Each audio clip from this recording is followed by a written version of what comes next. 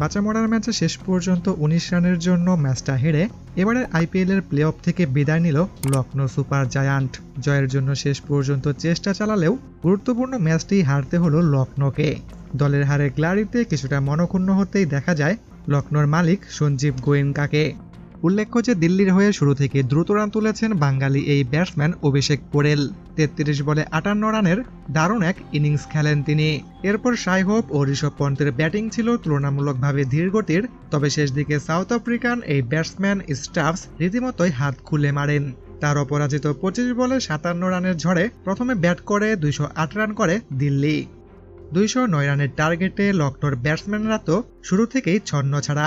৭০ রানের মধ্যেই তারা হারায় ৫ উইকেট। দলের ৪ নির্ভরযোগ্য ব্যাটসম্যানদের পারফরম্যান্স ছিল ঠিক এরকম। তবে নিকোলাস পুরান তাই বলে ছেড়ে কথা বলেননি। চাপে থেকেও দলকে জেতানোর চেষ্টায় ২৭ বলে ৬১ রানের বিধ্বংসী ইনিংস খেলেই আউট হন তিনি। তার আউটের পর ৬ উইকেটের পতনে ম্যাচ জিততে সে সময় প্রয়োজন ছিল ৫০ বলে ১০৭ রানের।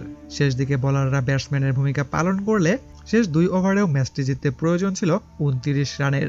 তবে এ সময় আর ম্যাচটিকে জেতাতে পারেনি ব্যাটসম্যানরা। লখনৌর মালিক সঞ্জীব গোয়েঙ্কা পূর্বের মতো রাহুলকে আজকে গালিগালাজ না করলেও গ্যালারিতে বসে কিছুটা মনক্ষুণ্ণ হয়েছেন। যদিও ম্যাচ শেষে তাকে হাসি মুখে হাত মেলাতে দেখা যায় সকল ক্রিকেটারদের সাথে।